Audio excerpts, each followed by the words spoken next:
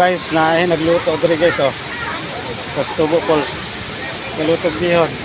Nice kay diri guys. Tanawa. Oh. Naa sila diri na picnic.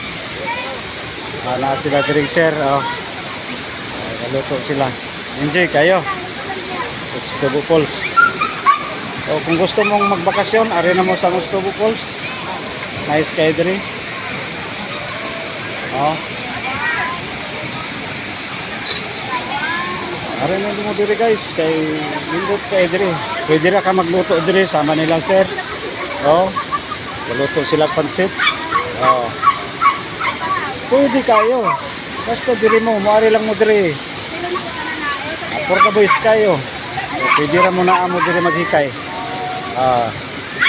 Na? Basta po mo anak ng ita.